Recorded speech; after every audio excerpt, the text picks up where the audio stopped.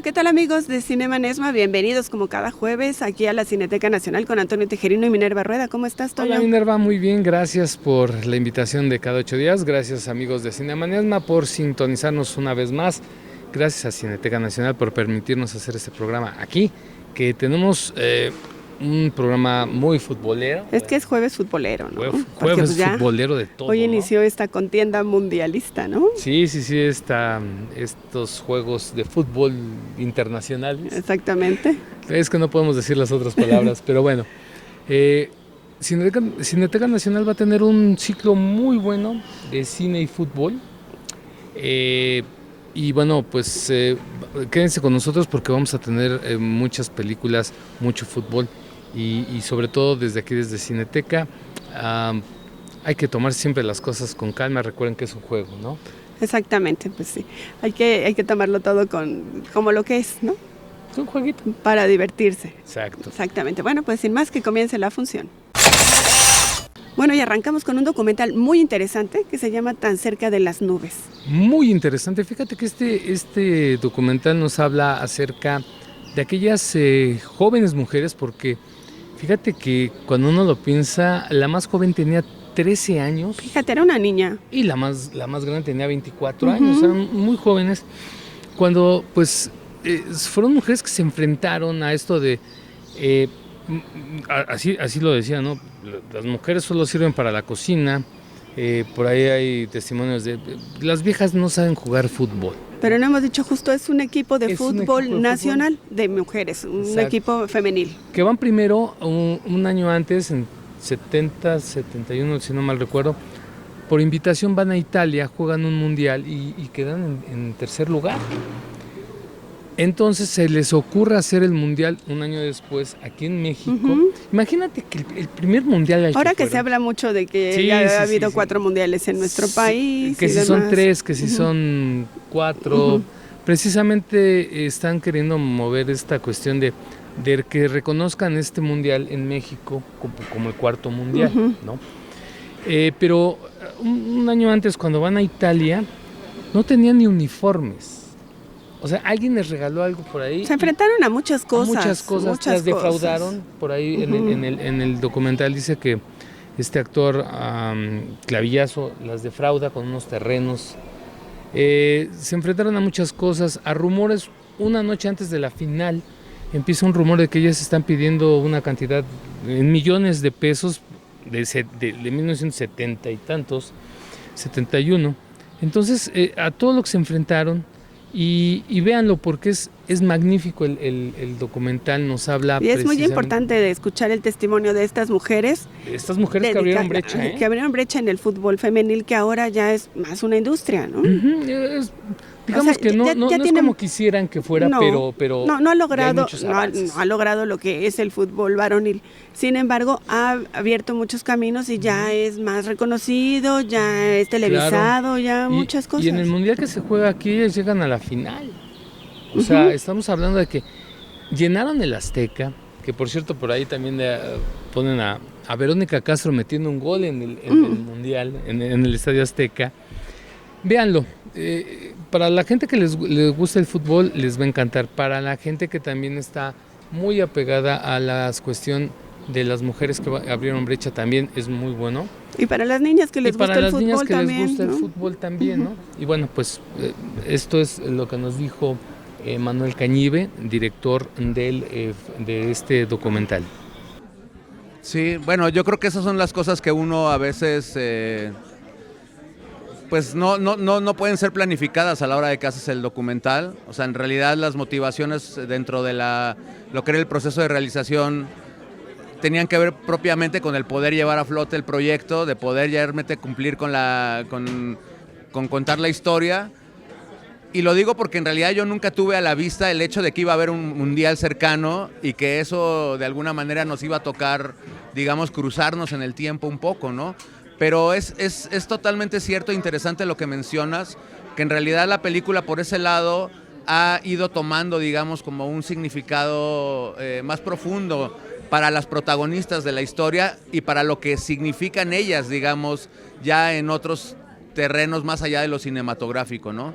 Es decir, es muy curioso es muy sintomático el hecho de que en este momento se esté, digamos, como visualizando más la historia de las pioneras del fútbol femenil en el entorno de un mundial no femenil, de un mundial varonil de la FIFA, que además de todo, bueno, pues en realidad es un mundial como de esta nueva era, ¿me explico? O sea, como muy ajeno por una parte a la gente, ¿no? O sea, inaccesible, y que este mundial que en realidad que no fue un mundial oficial, que no fue organizado por el propio sistema del fútbol, esté teniendo de alguna manera esa visibilidad a partir de la historia de ellas. Yo creo que son esas cosas que uno difícilmente podría ponerse como meta a la hora de estar haciendo una película, sino que ya viene siendo, digamos, un resultado de lo que es la propia obra cuando ya vive por sí misma, ¿no?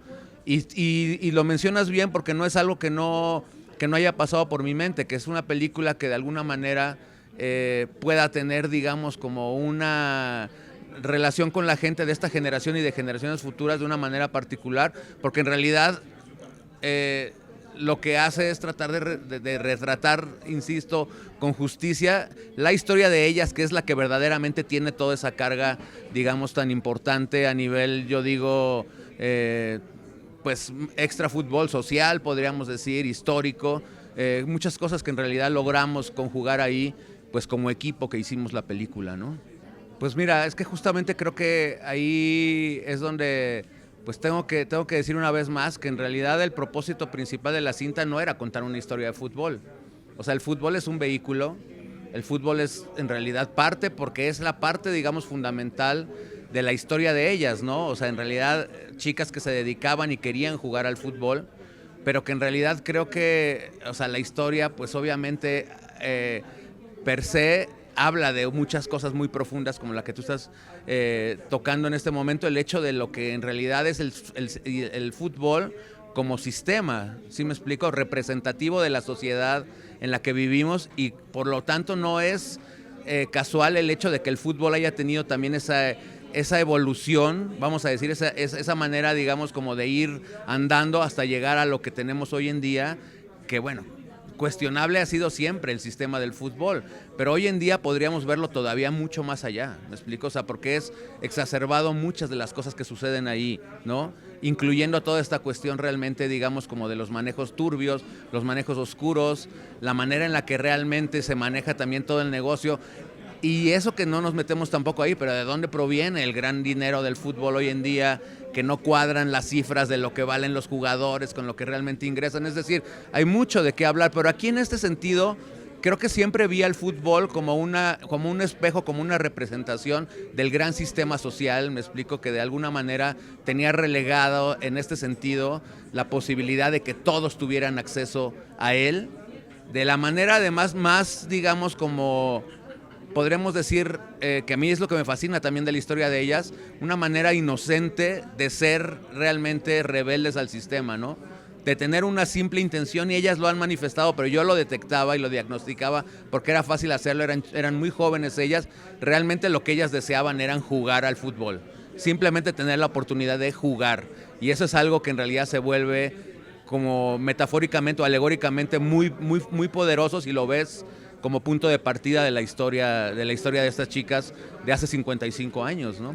Y bueno, y precisamente Nelson Carro, programador de la Cineteca Nacional, dio estas palabras en la conferencia de prensa de el inicio de este ciclo, Cine y Fútbol.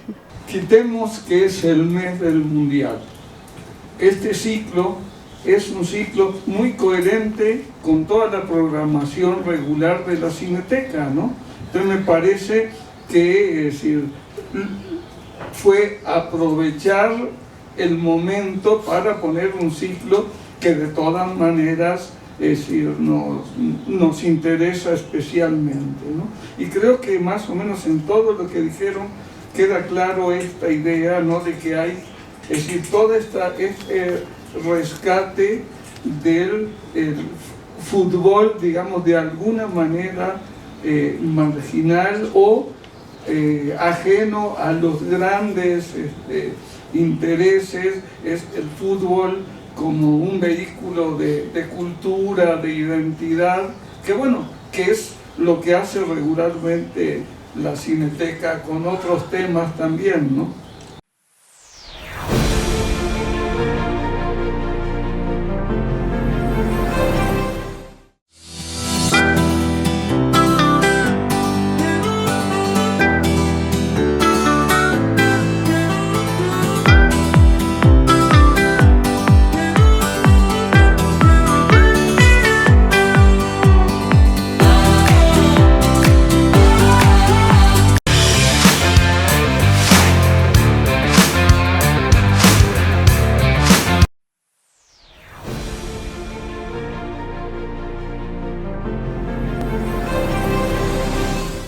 Bueno, y siguiendo con el tema del fútbol, y el fútbol que también tiene que ver con mujeres. Sí, también. Está también este documental Ángeles FC, que también lo vamos a poder ver aquí dentro del ciclo, ¿no? Del ciclo Cine y Fútbol.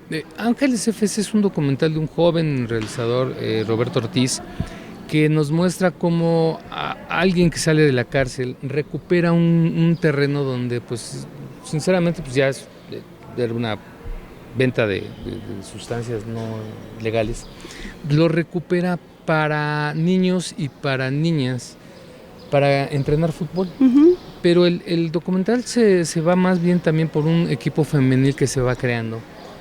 Y vas descubriendo cómo es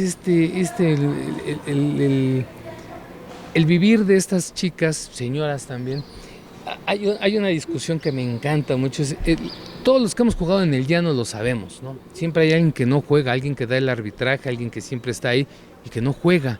Entonces serás cumplido. Ese alguien empieza a decir, oye, ¿sabes qué? ¿Por qué no me metes a jugar? Quiero jugar. Exacto, ¿no? Insisto, todos los que hemos jugado en el llano hemos visto un caso así. Véanla, también es un documental muy bueno. Habla también sobre mujeres que han pasado por momentos muy fuertes, como la pérdida de un hijo y una hija también, y los anhelos de una niña de 15 años que se quiere ir a probar a un equipo, y pues véanla, porque no les vamos a platicar. Pues no lo les que cuentes sucede. todo. Es muy bueno, es un muy buen documental. Tuvimos unas palabras de Roberto Ortiz, insisto, un joven cineasta. A mí me gusta luego entrevistar a este tipo de porque son apasionados. Uh-huh. Gracias a ellos sigue existiendo el cine, ¿no? Y eso fue lo que nos dijo Roberto Ortiz. ¿Cómo lograr esa intimidad? Creo que es un trabajo en equipo. Hecho por Luisa y por mí, que fuimos muchas veces en los días de rodaje, éramos los únicos que estábamos ahí por la situación, ¿no? O sea, como también por la manufactura y las necesidades del proyecto. O sea, como habíamos detectado que cuando había un poco más de gente, las jugadoras como que se cohibían, ¿no? Eso al inicio de la filmación. Entonces era bien importante para nosotros ir. Bianca fue la última persona que se convirtió en protagonista o coprotagonista de Ángeles FC, ¿no? A partir de la tragedia familiar que vive al perder a Bianquita. Ella en algún momento nos compartió como que el estar yendo a grabar con ella, como que más también aunado al fútbol, como que había una forma como de liberar ciertas cosas, ¿no? El compartirlo con nosotros, que si bien se estaba apenas como gestando una amistad, como que le resultábamos confiables, ¿no? Entonces fue eso, o sea, como que Valeria, que bien habla muy poco en la película, fue como Reyes, su papá, crea esta mancuerna, esta pareja padre e hija, como para poder un poco un cómplice de los sueños de Valeria. Entonces para mí era bien importante como construir eso, ¿no? Y un poco lo que he platicado también era estos 5 años de hacer la película fue para abordar o para hacerlo más genuinamente quiénes son Cristian, quiénes son Valeria y quiénes son Bianca, ¿no? Lejos de dónde viven, dónde habitan, que es como el estigma que existe sobre ahí, ¿no? Y como yo soy sumamente futbolero, ¿no? Jugué de morrillo, a veces me iba a entrenar con ellas, un par de veces fui, O sea, era como la convivencia sin cámara también me hizo como mucho bien para que nos dieran como unas personas que están ahí justo y que saben que vamos a hacer una película, pero que somos iguales, ¿no? O sea, como luego al principio se veía como una visión como vertical y quería deshacerme totalmente de eso porque si no, no las iba a conocer genuinamente y era necesario para la película tanto con Cristian como para Valeria y Bianca y las demás jugadoras también. Bueno, y un estreno de la plataforma Netflix fue México 86. Esta película que, bueno, retrata un poco de cómo se vivía un poco este mundial, el segundo mundial aquí en nuestro país, cómo lo obtuvieron y todo. Es ficción, finalmente. Es ficción. Sí, ojo, es un personaje ficticio el que interpreta a Diego Luna, pero tiene toques de realidad, ¿no? Sí, no, o sea, tiene muchos toques de realidad, incluso los nombres de Emilio Azcárraga, de Guillermo Cañedo, todo eso. Sí, de la Femex Food y de todos El personaje que hace Diego Luna es ficticio, pero muchas cosas también hacen referencia a cómo se obtienen los mundiales.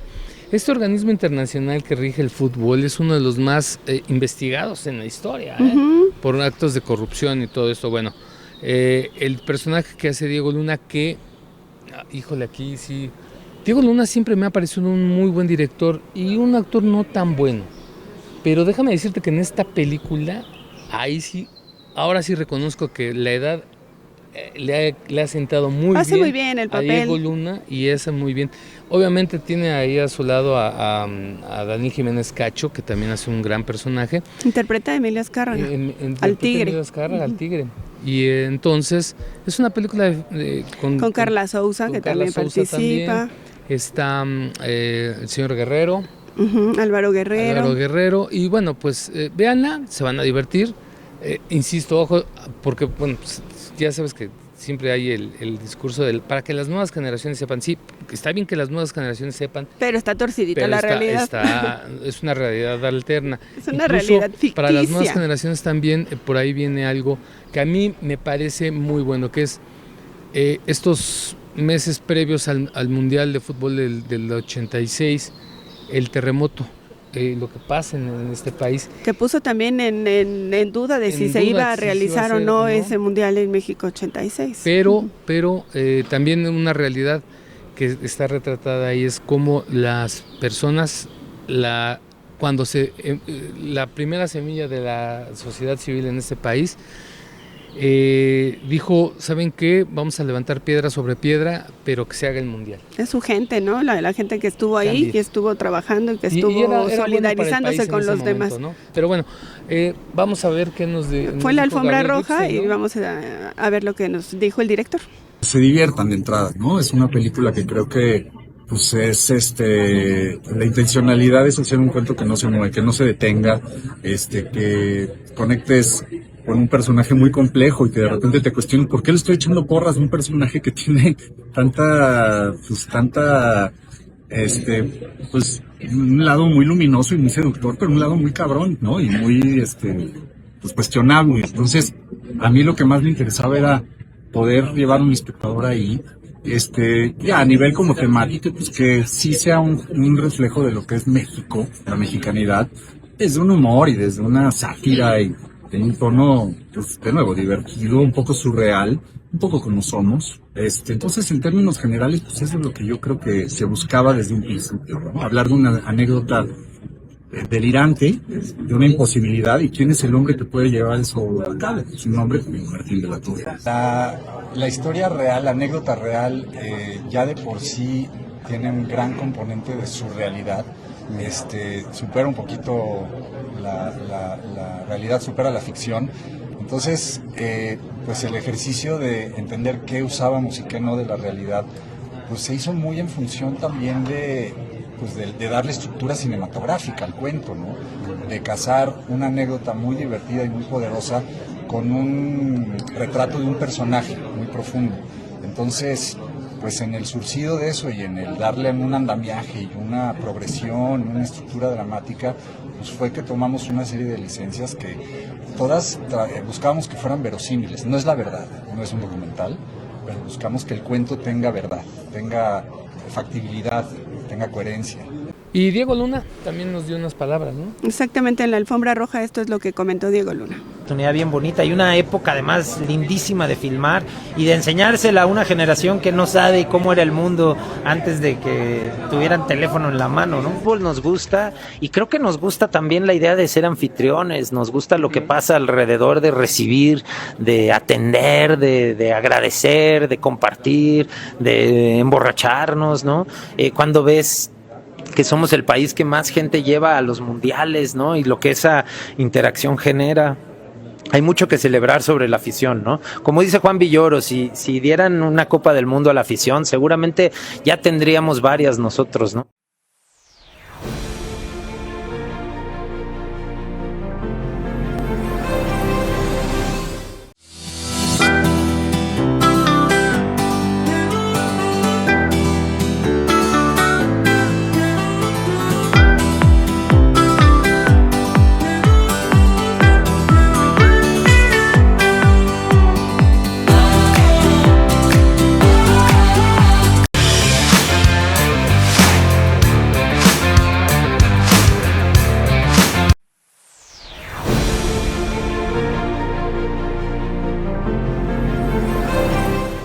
Bueno, ¿y qué te parece, Toño, que escuchemos lo que nos trae esta semana Javier Quintanar Polanco en el Rincón del Crítica?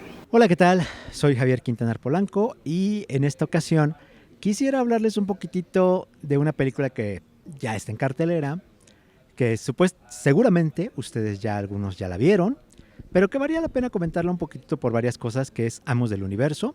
Sí, efectivamente, esta película basada en esta animación, a la vez basada en una línea de juguetes lanzada por Mattel en los 80, y pues que ahora llega a cines de la mano del director Travis Knight, a quien recordamos por esta película de Bumblebee, que pues también fue un refresh a lo que fue la franquicia de Transformers. Ahora pues Travis trabaja en una nueva franquicia, que es la de He-Man, y pues básicamente la historia es algo que hemos visto pues ya repetidas veces en películas de superhéroes, es decir, la formación de un héroe, en este caso Adam, el príncipe de un reino que pues es exiliado cuando este reino es atacado por Skeletor y que pues termina en la Tierra convirtiéndose literalmente en un godín trabajando en una oficina de recursos humanos, pero es que siempre anhela su regreso a su natal Eternia,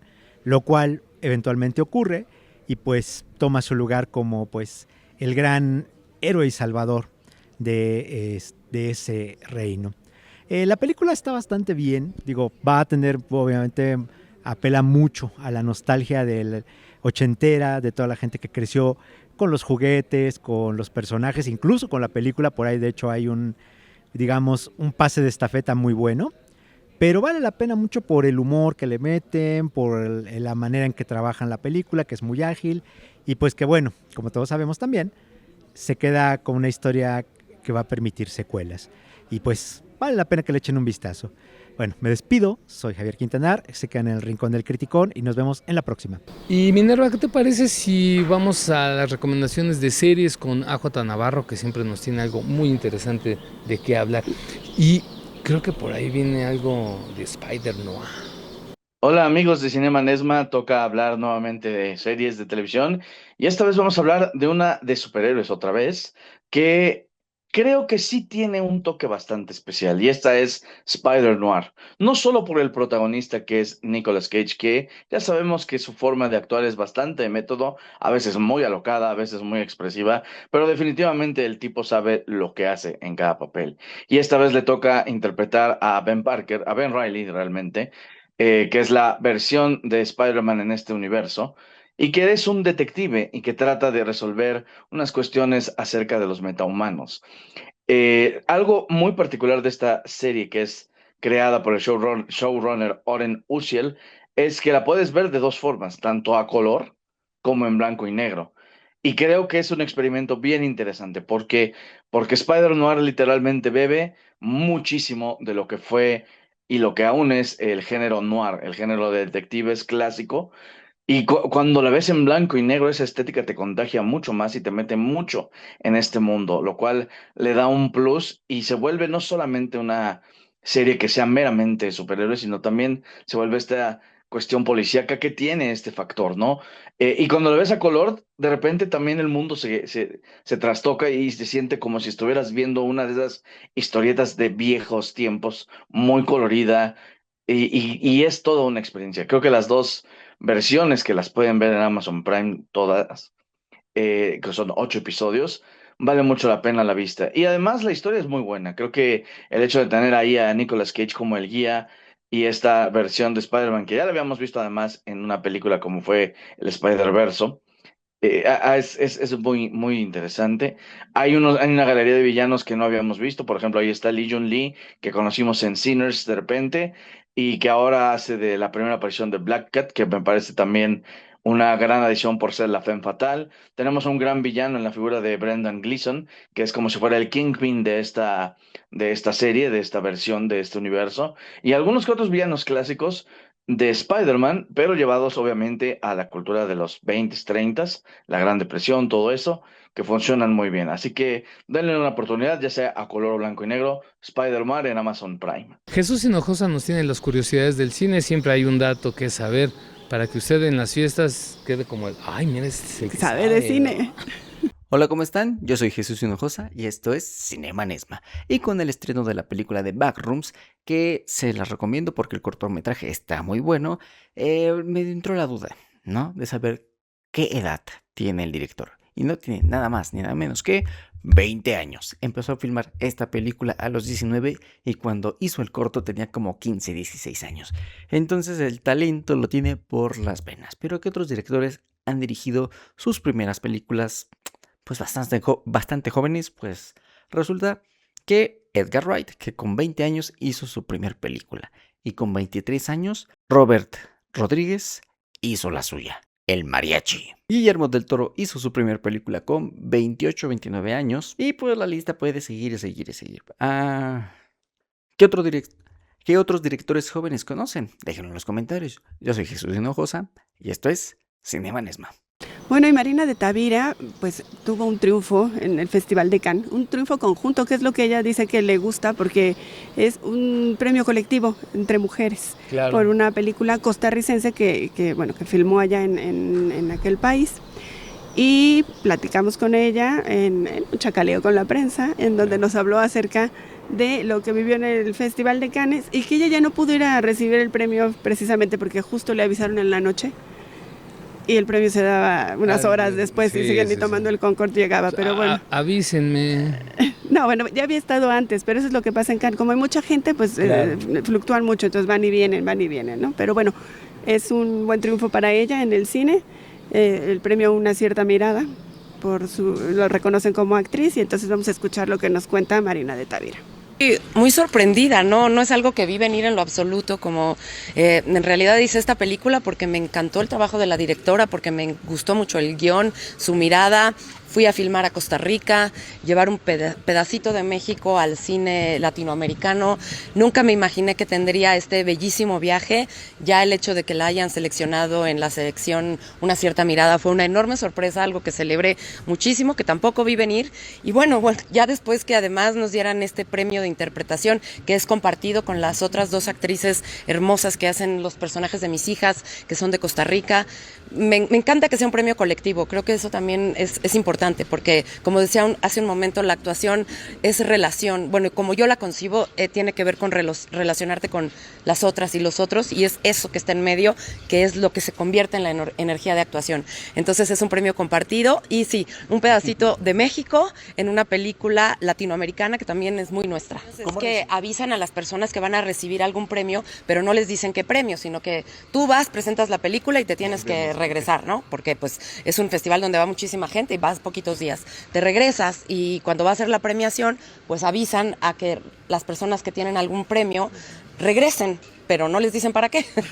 Y bueno, cuando yo me desperté tenía un mensaje de la directora, de Valentina, diciéndome, pues nos pidieron volver, pero cuando yo lo vi, escuché más bien, ya eran las 7 de la mañana de México, y este premio se daba a las 8 de la noche de Cannes, en Francia, entonces ya no había avión que me llevara, ¿no? Ni aunque volviera a aparecer el Concorde, llegaría. Entonces, pues ya no pude llegar yo, y tampoco pudo llegar María Ángel, que estaba en Costa Rica, pero Valentina, que estaba en Francia, y Dani, que estaba en Madrid, sí llegaron a representarnos, pero pues sí no sabía ni qué era realmente, fue como pues me pidieron que me vaya con las actrices y pues nada, estábamos ahí esperando a ver qué sorpresa. Yo no había ido, Roma tuvo pues como saben, un recorrido hermoso en festivales, estrenó en Venecia, no estrenó en Cannes, entonces ese festival yo no lo conocía y pues sí fue, y además, como digo, ir con esta película, que es la segunda vez que Costa Rica va al Festival de Cannes, la segunda vez en toda la historia del festival. Fue muy bonito porque no había tantas películas latinoamericanas, entonces que finalmente la película tuviera ese espacio y después este reconocimiento, pues no sé qué decir, me emociona muchísimo, me hace sentir muy afortunada, sobre todo de ciertos regalos con el cine que nunca busqué y que han llegado, ¿no? Yo he sido muy generoso conmigo, con sorpresas, digamos, he hecho mucho menos cine que teatro, pero de pronto me ha pasado que ciertas películas que he hecho tienen este viaje y este reconocimiento internacional, y no puedo más que sentirme agradecida porque no las escojo por eso. La verdad es que es un regalo de la vida. Producción, la próxima vez que esté el Festival de Cannes, asegúranos un lugarcito por allá, ¿no? Un lugarcito, queremos ir. Hubo cosas interesantes. Bueno, pues hemos llegado al final de esta emisión y como cada jueves nos vemos aquí la próxima semana. Claro, disfruten días mundialistas, vean fútbol si les gusta, si no, pues traten que sea lo menos trágico posible. Muchas gracias a Cineteca Convivan Nacional. en familia, con los amigos, sí. Aprovechemos estos momentos también para disfrutar con los demás, ¿no? Sí, y bueno, decíamos que muchas gracias a Cineteca Nacional que como cada 8 días nos permite transmitir este programa desde aquí. Recuerden que está Cineteca Chapultepec, Cineteca de las Artes. Recuerden también que aquí en Cineteca Joco hay exposiciones, vengan a verlas, hay muy buenas pues cosas que ver aparte de las películas, de tomarse un cafecito, de comer algo. Hay exposiciones que también están, digamos, un tiempo, no se las pierdan porque luego se van. Y también previo a un registro puedes ver otro tipo de películas ya de catálogo. Del acervo de la Cineteca, ¿no? También, bueno, pues eso sería muy bueno que usted se acerque. Un día que no tenga nada mucho que hacer, venga, se inscriba también para que usted pueda ver más cine del que se proyecte en las salas normales, ¿no? Exactamente. Bueno, pues muchas gracias, Toño. Nos vemos la próxima semana.